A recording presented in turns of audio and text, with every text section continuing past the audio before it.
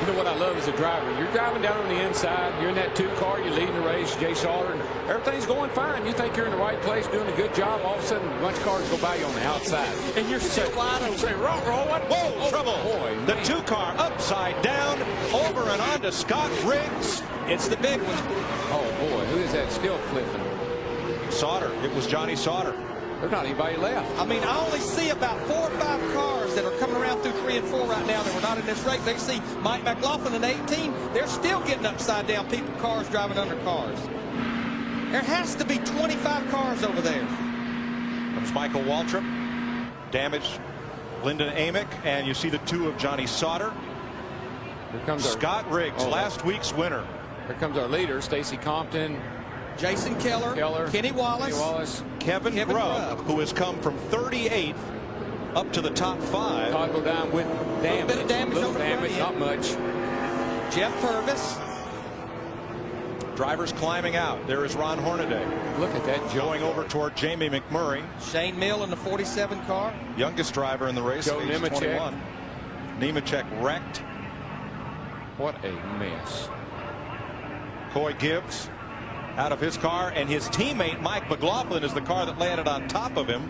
Kind of reminiscent of a big Daytona wreck. Tony Stewart and Bobby Labonte ended up that way. I don't know if I've ever seen a wreck this big in a Busch Series race here. I don't know if I've seen a wreck this big, maybe even in a Cup event. One time here, and back in the 70s, Tiny Lund was in it, a lot of other guys. And 23 cars, that 23 one, I think. cars, yeah. Jimmy Spencer, mangled nose on his car. You saw Kerry Earnhardt's damage.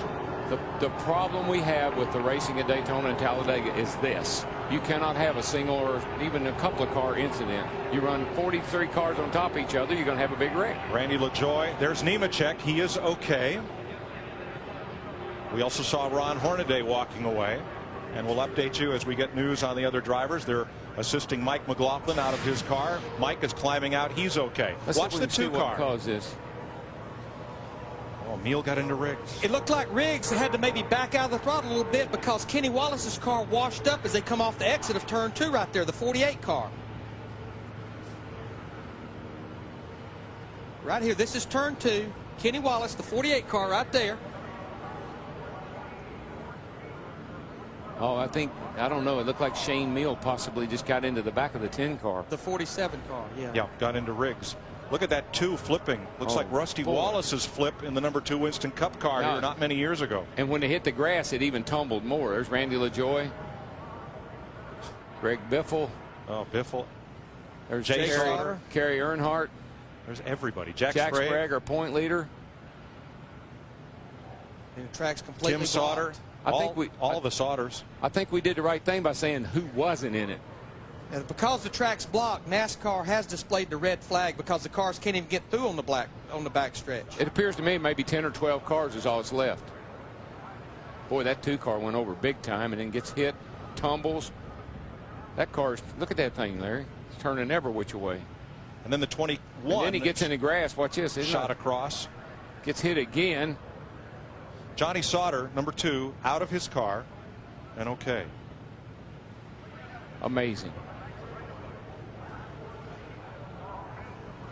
There's Riggs sideways, and he was pretty close up to the wall, Darrell. I guess you don't know if he lost his momentum in his forward bite or if Neal just got into him. Yeah, there's no way to tell. Say. You come off that corner and you can get a really run on a guy in front of you, and you think something happened to him, even though maybe it didn't. And I stand corrected. It did not look like Kenny Wallace's car moved up the racetrack from that shot right there at all. I think the 47 got into the back of the 10 for whatever reason. You like lucky numbers? 13 cars made it back to the start-finish line. Wow. Happened in 1992. I can remember had a big wreck off of turn 2. They always seem to happen off of turn 2, the big ones.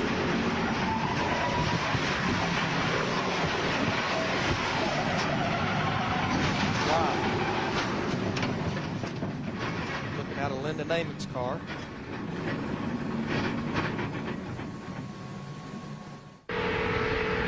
Michael Waltrip.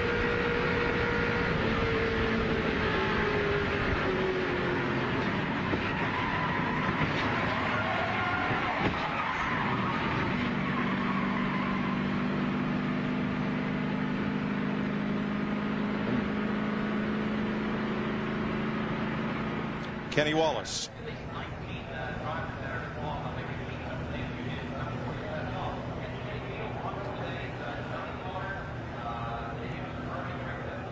a mess.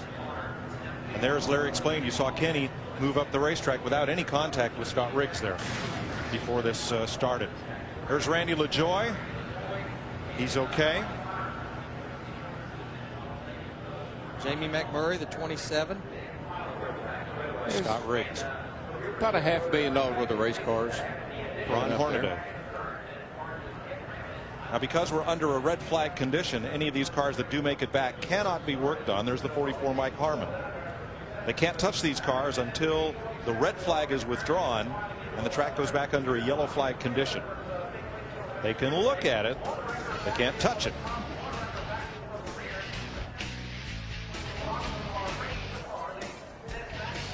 We're under a caution for a wreck on the back straightaway, triggered by Shane Meal's contact with Scott Riggs, and it ends up involving most of the field.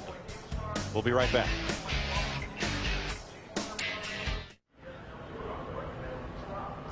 Most of the field, 24 cars involved in this crash in the back straightaway, and most of them will go on the rollback and right to the dumpster. Scott Wimmers may be one of them.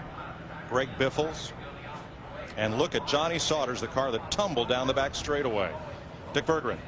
Well, Tony Raines was one of the first to make it to the garage area. The crew is working on pieces and parts that will go on the car. They are not allowed to touch the automobile. Tony sits behind the wheel, confident his crew will get him back out.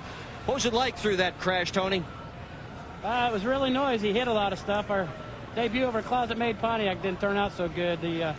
I saw the 10 car get sideways, and then I saw a car get flipped over, and I just went to the right. There was one little bitty hole between the wall and the whatever car it was, and I got the car and the wall, so I hit both of them. But typical speedway racing for myself anyway. But we're going to get it back together and get out there and make some laps. They said there's only 13 of them left. Maybe we can still get a top 15 finish. Who knows? And there's a lot of people who are thinking that way. To Matt. Dick, Brian Patty, the team manager for Randy LaJoie, is looking over, surveying the damage of the 7 car. And Randy, you told me this morning you were concerned about the big one. What's it like to go through the big one? You know, I got to thank Nemco Evans Motorsports. You guys built a great race car. I thank my seat company. We bounced around out there like a pinball, but it was a pretty neat ride, really. But you just know your day's done for the Kleenex Winn-Dixie car. A couple guys up in the front got together and seen guys flipping, and one guy landed on the roof. And I just tried to hold it straight and hold the brakes. And hey, what can you do? This is restricted plate racing.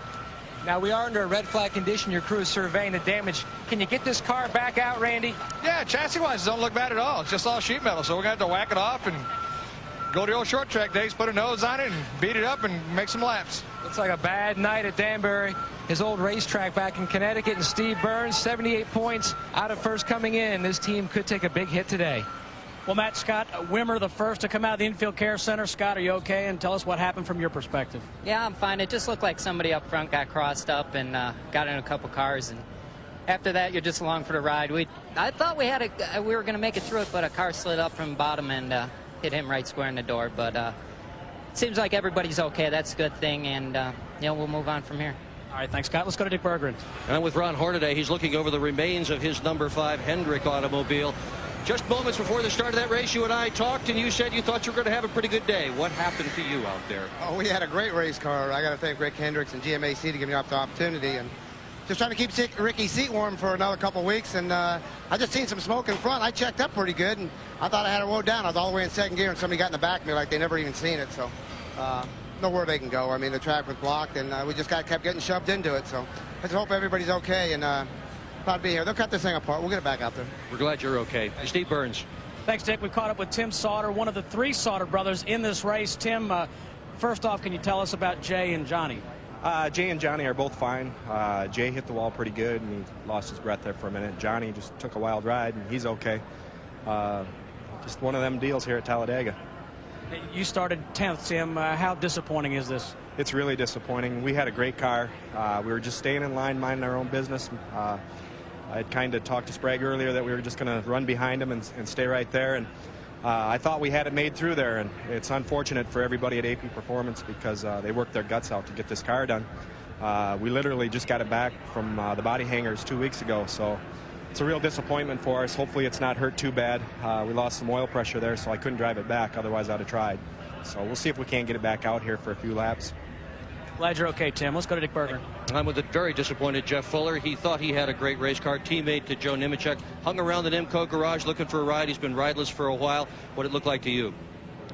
Spotter told me bunch of smoke. I can't see. Back it down. We backed it down, and just at that speed, there's not enough time to get wound up. And all we saw was smoke and cars going each different way. And you know, thought we were just about out of it and got collected in it. So you know, it's one of them deals. What's it like out there to be in the middle of one of those things with all that smoke and all those cars spinning around? What goes on in your mind while that's happening? It's kind of cool. It's better than your average carnival ride that you can get. No. Honestly, all the cars looked like they were very stable. I know my car was stable. We got 3-4 wide. I mean, I didn't do anything crazy, but it looked like everybody was just really stable. And I don't know how that started, but it was awful early for it to start. I know Joe ain't going to be happy. We're probably going to get fired now, Dick. You know that? Huh? Not your fault. We're going to go back and run a real race car, though, up in Stafford Springs. So we'll be in a modified next week, and we're going to have a good time doing that. But I just feel unfortunate. I mean, Scott Products and Nemco, they got some awesome equipment here. All three of them got taken out. Now, like I say, it's just awful early to be doing that. This guy was debuting for a full-time ride, and now he's back to the modifieds next week at the Spring Sizzler. Good to see you. There are no reports of injuries of any of the 24 or more drivers involved. Watch the yellow car of Scott Riggs.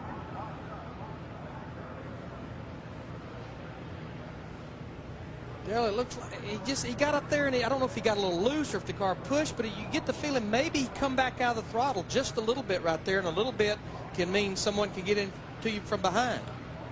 Yeah, you know, I guess that's possible. Shane Hall was riding.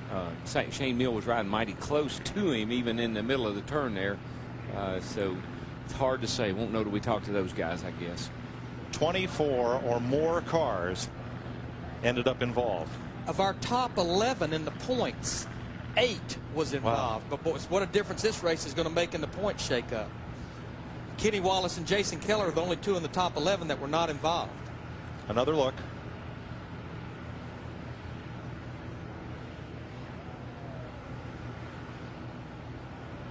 Boy, it happened so fast. You know, it's hard to tell if maybe somebody was into the back of Shane Meal when he got into Scott Riggs. The angles make it very difficult to tell. Oh, Meal hit the inside wall a ton. Man in front of you, big crash. Can't help it. There's too much smoke.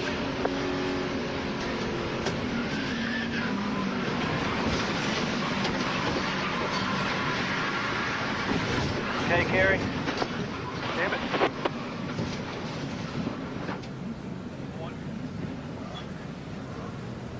Kerry hit Jay Sauter and then Randy LaJoie from Hank Parker Jr. And just look how quickly you lose your vision. You have no idea what's in front of you. You go in there wondering, hoping. You're just looking, that's what the driver sees right there. Has no idea what's in front of him. He made it. He got stopped and made it through. Here are the cars involved in the crash. This is not the entire starting lineup, but it's 24 or more of them. We show 27 cars with damage. And again, there are no reports of any injuries. And we're 15 laps into the race. Got 102 laps to go. They have a minimum speed rule with so many of these cars going to try to make it back out, missing sheet metal. I wonder if they'll waive that. We'll see when we come back.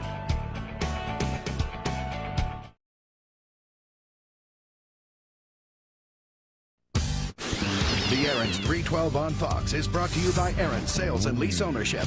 Let Aaron's drive your dreams home today.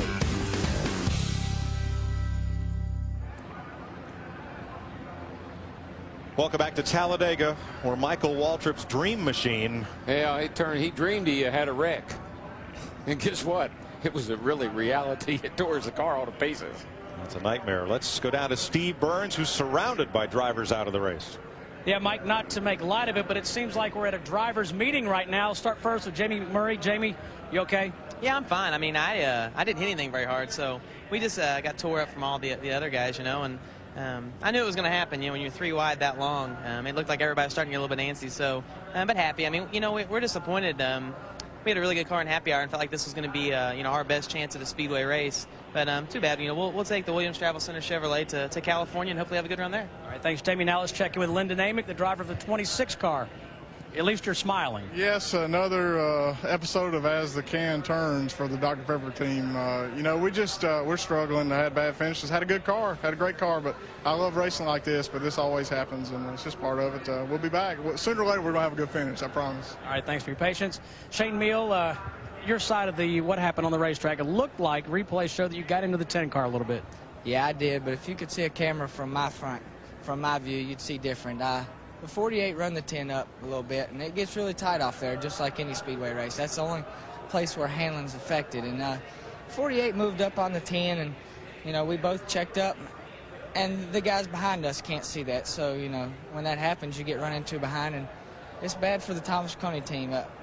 Everybody probably thinks I started the wreck. That's fine, but, I know what happened. I was in the race car, so it'll be okay. We'll be back at wherever we go, California next week, and try to run better. It's tough for our team. It's going to make maybe some feuds or something, but a veteran like Kenny ought not race like that 15 or 20 laps into the race. I'm a rookie, and it's easy for me to have the finger pointed at me. It's not easy to point it at a veteran, which is cool, but it's not what we're looking for. It's too good of a race team, and we just had bad luck with crashes, and when we get these out of our way, we'll be running good. We sat on the pole last week. It's tough. We'll be back.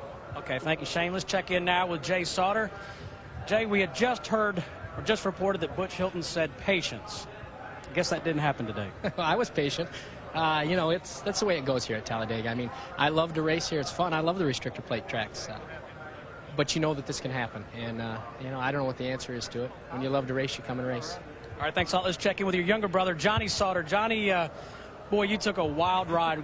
Glad to see that you're smiling, and it appears that you're okay. I think so. I think the only thing that's hurting is the AC Delco Chevrolet. I mean, that car was going to be awesome. We were going to have a good run today, and judging by the color of my uniform, it used to be white, but I think she's brown now, so maybe we'll go play with the sprint cars or something tonight over there.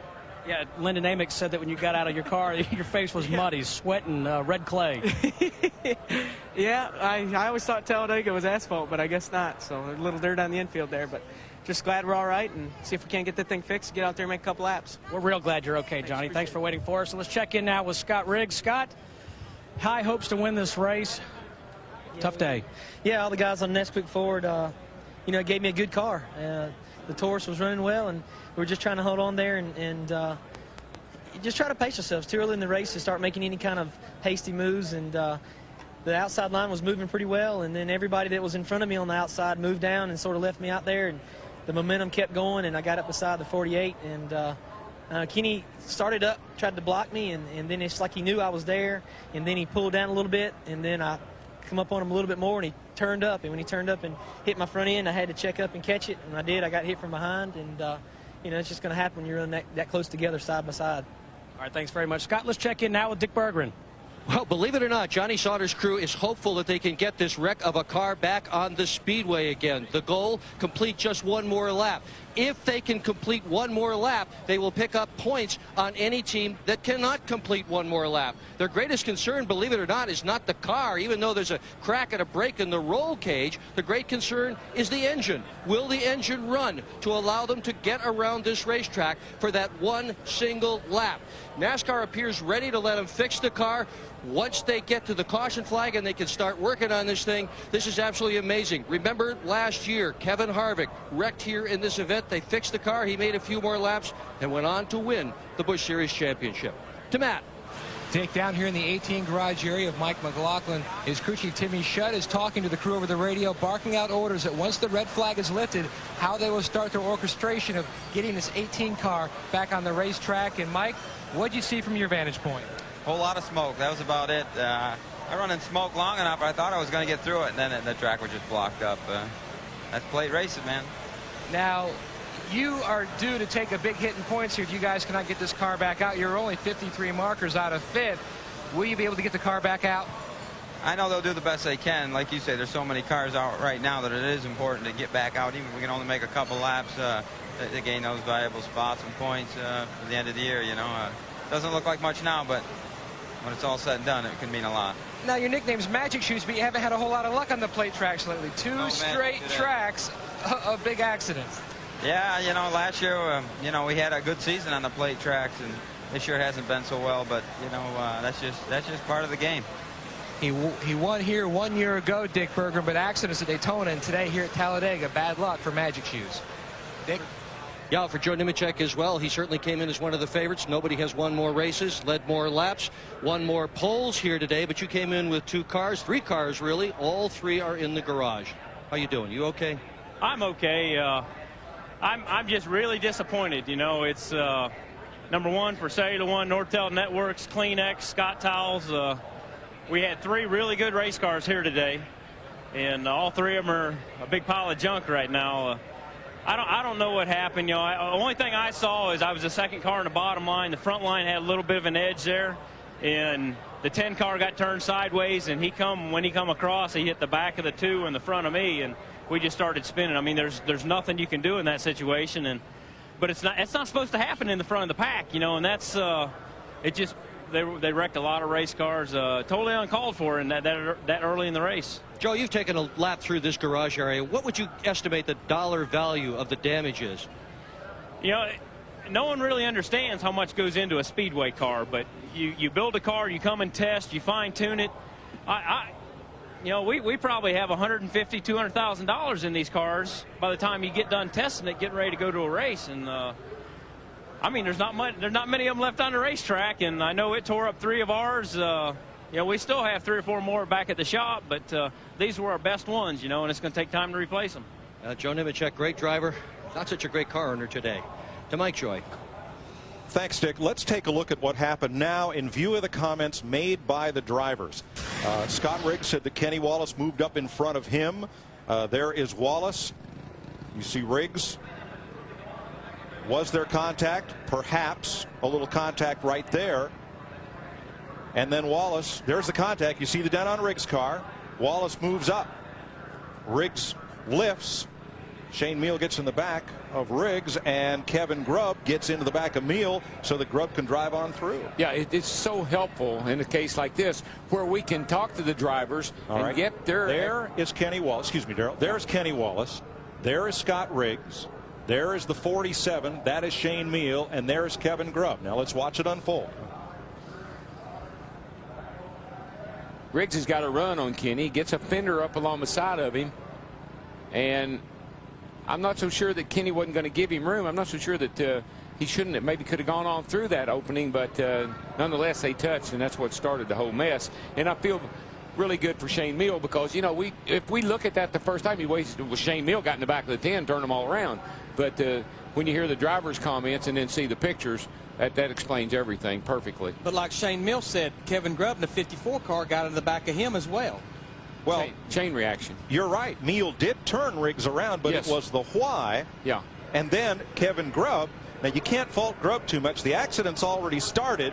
He's trying to bust his way through there, so shove that car out of his way. He gets through pretty clean. Yeah, so many times we're not able to put all the pieces together. In this case, we got all the pieces put together, and we kind of know what happened. Scott Riggs talking it over with Joe Nemechek. So it was the initial, just that little contact between Riggs and Kenny Wallace that ended up with 27 wrecked cars.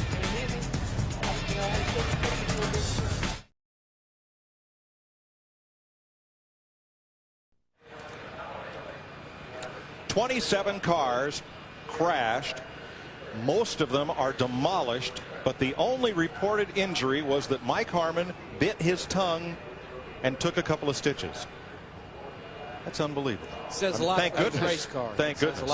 There may be some other drivers down there biting their tongues. Now, here are the drivers up in the standings that were involved in that wreck, and our point leader, Jack Sprague, is the only one of this list still on track. But that car is going to need major repair. There's the 24 Sprague in the middle of your picture. Yeah, right there he is, and he's not going to go very far. 13 cars made it through. Some unscathed, some not. Steve Burns. Well, this race a year ago is when Jimmy Spencer uttered the line, Jimmy Spencer never forgets, but this may be a day to forget. Oh, man, it was hectic out there. I don't know, some of them inexperienced drivers, as Darrell would say, just they had really good cars, and they got the race in 2 and 3 wide awful early in the race. And one of them just made a mistake. And everybody wants to blame Talladega. They want to blame these restrictor plates and stuff. And there's nothing wrong with this racetrack. It's just the drivers make errors. And those boys made some errors today. And, we had it all missed. I was so proud of myself. I got all the way through this thing, down on the apron, back into the track, back down on the apron, back through. And I know you guys couldn't see because of the smoke and everything else. And right at the last second, Greg Biffle got hit again and pushed up. And when he did, I hit him. And didn't do a lot of damage to the Team Yellow car, but it did enough that we don't race for the points here. So hopefully some of these other guys can get out. I know nobody got hurt, and that's pretty cool. I'm glad for that. But I'm also upset that these guys are supposed to respect this racetrack, and it's obvious. They always want to blame Talladega for their problems, and it's really nothing wrong with Talladega or Daytona. It's always drivers' faults. Glad you're okay, Jimmy. Let's go to Matt. Steve, once the big one happens, then it becomes a crisis management situation for crew chiefs, and Tim Shutt is Mike McLaughlin's crew chief. Now, Timmy, you've had a chance under this red flag. You cannot work on the car, but you have formulated a game plan on how to get the car back out. What are you going to do first? Well, we got the 2 biggest problems we have is the rear suspension is on the left side is bent up from the chassis actually getting into it. So we're going to have to clear off the left rear truck arm, push the suspension back, and get that fixed. The other big problem is obviously the nose is completely destroyed. So here at Daytona and Talladega, you got to have a nose on to even try to get up the minimum speed. You get one shot to try to get up the minimum speed. If you can't get up the minimum speed, they park you, and all the work's for naught. So that's our 2 biggest concerns right now. We have some other cosmetic problems, obviously, but probably nothing's going to keep us from getting up the minimum speed. Now, when you get into a situation like this, do you have a formulated game plan of certain guys do certain jobs? Fortunately for us, we haven't been in this situation enough for it to call to have a game plan. But our guys, everybody knows what their deal is here, and everybody works real hard, so it's easy to formulate a game plan in quick time. So we should be all right here. Once NASCAR removes the red flag, these guys will start work, Dick Berggren. Joe Ruttman began his professional racing career in 1962, 41 years ago. Joe, you ever been through anything like this before? Well, this makes the races a lot closer, and I think to answer that question, no, you never have. But it's kind of neat giving everybody a chance to do good. No matter where your budget is, you can run up there with the best of them. And again, I'm a fan, and I like to see close races. I love Formula One, but they zoom off 30, 40 seconds and no race. This way here, there's racing going on all the time, and occasionally there's accidents or, and you get caught up into it. You just have to accept that's part of racing. But have you ever been in a wreck like this before with this many cars involved? Not with this many cars. I've been one here in Talladega with quite a few. I don't believe this number of cars, but there was a bunch of them. There's no question about it. But it's just good that maybe it's better to keep them all bunched up because no one can get a run at you. That's when you get in trouble, is when you get set dead still and some guy comes around running 180 mile an hour. This way the whole pack is right together, and that way no one gets a real run at you, and there's no giant impact at one time. And I think that's what makes a big difference, is there just nobody T-bones you at a great variance in speed. A few moments ago, I asked car chief Johnny Allen if they were going to get this car fixed. He said yes for Daytona. That's why they're working on this one. They have pulled Joe Ruttman's car from the event. They will not run another lap today. They probably couldn't have run another lap today anyhow.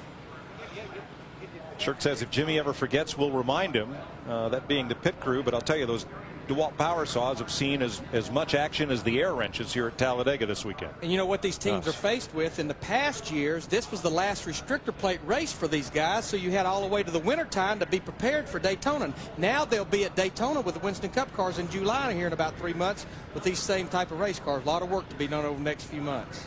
Richard Childress, car owner, talking with Winston Cup director John Darby. Gary Nelson, technical director, weighing in. They're wondering about tomorrow when on Fox we'll show you the Aaron's 499, part of a big day across the Fox networks. NASCAR this morning presented by Smirnoff Ice on Fox Sports Net. The Aaron's 499 on Fox presented by Pepsi. And NASCAR Victory Lane All Access Michael Waltrip's weekend Sunday night on Fox Sports Net. We're under the red flag. We'll be right back.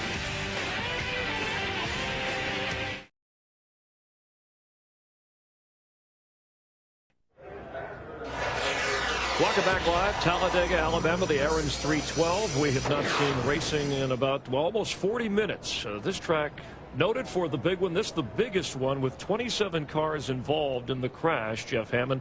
We can say that this is certainly the biggest crash in the history of Busch racing. And at going 180 miles per hour, amazing that there were not more injuries other than stitches required for Mike Harmon's tongue. I mean, there for a minute when this thing started, I think everybody at home was watching and said, oh, my gosh. And we just started praying about that time that nobody would hit very solid and be able to walk away from it. I think, again, we keep talking about the safety that NASCAR has brought into the sport again. I believe it had a big bearing as far as everyone getting out and walking away, and with only one guy biting his tongue. So I think we're very, very lucky there. The one thing I want to point out here about this whole situation is that everybody says, well, it could have, should have, wouldn't have happened if we hadn't been running here at Talladega. But that's part of the animal. I mean, that's what we always come to Talladega. We understand that could happen. We always pray that it doesn't. And it all depends, again, on how things and circumstances develop. Well, we had a couple of rookies with Shane Meal and Scott Riggs, and you heard Shane Meal, and that's the advantage here, listening to the drivers describe what they saw, what they felt. He said, hey, I might get blamed for the wreck here, but I was in the car, I know. But yet Jimmy Spencer pointed out that, hey, it's not the track, it's not the speed, it's the drivers out here. Well, so what can be done to prevent something like this? It has a lot to do with the luck. I mean, fortunately, with our cameras that we had around the racetrack, we were able to go back and verify everything that was said. Up to that point right there, it was very iffy. But this time here, when we had an opportunity to go back and look at it, but what do you do about it, Chris? You got to have a little bit of racing luck, because what Kenny Wallace did, like I say, he was moving up the racetrack and somebody reacted, and that might have been just a little bit of inexperience on Scott Riggs' part of thinking that, well, he's coming across my nose, I've got to give him room to get in, which is probably the right thing to do. But when everything here happens so fast, we slowed them down, at 180 miles an hour. You still can have a lot of things happen with that many cars together. No place to go. On lap 15 out of turn 2, and 10 of the top 15 cars involved in, or leaders in the Busch points race involved in this, they're going to try and get back out there. What is the minimum speed, by the way, when they get if cars are partially repaired and get to running? Well, what they're looking at right now is the lap time speed is going to be a 57.36, which is about 15%. It's what they work off of the happy hour speed. NASCAR takes and says, okay, this is what the guys are running in actual race trim. We take 15% of that speed, and that's what you've got to have a minimum of, so you can keep up, to get out of everybody's way and not be basically a detriment to the field itself as it comes around. Spectacular 27-car crash, no serious injuries, and we are red flagged and continuing to await the return of cars to racing. Let's go down trackside to Steve Burns, who is with a guest. Steve? Thanks, Chris. We've caught up with Ashton Lewis on the 46 car. Your team's looking at the damage. Looks like you're okay. Can you get that race car back on the track? Yeah, I definitely think so. I drove it back around, backed up, came back in, knocked the radiator out of it, so they got to replace that, and obviously repair some of the sheet metal damage on the front of it. So the Silver Patrol crew will get me back out there. We're kind of worried right now about making minimum speed, so they want to make it right the first time so we can get out there. With 9 cars, I think are the only cars out here without any damage. So if we can get out there and just be able to finish this race, we got a shot for our top 10. Ashton, you said you almost had that wreck missed. Yeah, I really did. We were not real good at the start of it, so I was just kind of laying back and waiting for that first pit stop. Real tight behind cars, so I didn't want to get up in the top and take the chance of bouncing off the wall, so we were just kind of playing it cautiously. And once the wreck started, just really started slowing down. And, I hate to stop, but I was trying to slow down as much as I could, and just about had it missed. And then Mike Harmon came by, and if he kept sliding, it would have missed him. But, there's nothing you can do. We're just sitting there trying to get it woed down, and unfortunately we didn't make it through it. All right, thanks a lot, Ashton. Let's go to Dick Berggren. Well, Greg Biffle is watching his hopes for a championship go down the drain. It's not gone yet, but the last couple of weeks surely have not gone well. Crashed before the race last week, crashed in the race, now another crash. What goes on in your mind while you're watching all this stuff happen? Well, it's really frustrating, especially restrictor plate racing. It's bound. We know what's going to happen. It's just when it's going to happen. And there's a few, lesser experienced drivers up at the front of the field there today, and I think a couple people made mistakes. I'm not sure what happened there. All I saw was a 10-car go across in front of me like a movie. It was about 10 feet in the air, and I tried to move up a little bit, but not wreck the guy that was on the outside of me, and then somebody pushed the 10 back up into us, and it's really unfortunate that happened. But we're thinking about Jack and hope he's going to get better for us, and we'll pull it together. I think we'll be okay. I took a pretty hard hit in the foot box and whatnot. Safety equipment we got in these cars today really worked out. So I'm okay. You're going to try to get back in it? Yeah, I think everybody's just trying to get back in it to make one lap so that, everybody can beat the other guy. And it's unfortunate. We shouldn't take these cars back out on the restrictor plate racetracks unless they're able to, be up to speed. Okay, we wish you well. To Matt. Dick, the red flag has been lifted, and teams are now starting work on their beaten and battered race cars. And one of the teams that's working on their cars at 12 of Kerry Earnhardt. First off, what did you see? The car in midair, you know. We was running up through there pretty good. We had to start the rear because we missed the driver's beat. And we got back up to 20 at about 15th lap, and I seen a car in midair on the backstretch, and I just backed out a little bit, you know, trying to work my way through it. Got caught from behind, and around we went and turned into another car. But I think they just give the green flag for the pit crews to go to work here. Now Bradshaw's not going to be happy. Well, I know. He went at Daytona, but you know, nah, he's cool with it. He understands it. He wasn't nothing I could do. You know, we had to start in the rear, like I said. I was trying to make up as much ground to get back to the front as quick as I could, and unfortunately, I was waiting on this big wreck to happen too, and of course it did right in front of me. A very competitive driver with a very competitive co-owner, Terry Bradshaw. Chris? All right, thank you very much. So we're getting ready to get going again after a 40-minute-plus delay. We're live in Talladega. The Aaron's 312 will continue on Fox in a moment.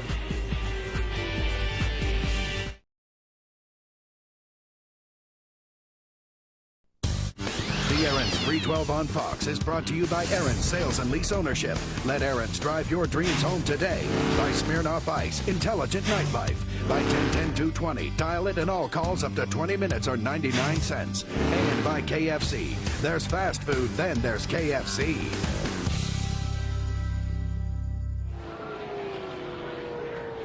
They refired engines at Talladega. At least 15 cars have answered the call for the restart after a 27-car pileup. Did you know the driver's window opening on a NASCAR race car are covered by a web of plastic material to help keep the drivers contained in the car during a crash? Jeff Hammond has more. Mike, in case of an event of a crash, the window net has become probably one of the most synonymous deals in racing. A lot of times you hear guys say about, look, when the driver's okay after the accident, he lets this window net down. Not only does it keep the air out of the car to help the car's aerodynamics, it keeps your arms from getting outside the car in the event of a crash. Very strong. NASCAR's got this thing where, man, you can pull on it, you can twist on it, but it will not allow somebody to get their hands or their head outside the car in the event of an accident. But when a net has to come down, they can reach up here with a quick release switch, drop the window net, climb out in a hurry in case the car is on fire. Also make it easier for the car to guys get in and out of the race car. One other secondary net is here. Also, in case your head of this net does get ripped out, to catch your head. Also, to set this headrest to keep it from getting pushed out. Also, in the event of an accident, car gets upside down or hit really hard. These window nets today have done a lot to save a lot of these drivers from a lot of injuries. Mike? The first window nets were woven cloth, Jeff. Now they're made of a seatbelt type material, plastic. Getting set for a restart here in Talladega. We'll come back in a moment.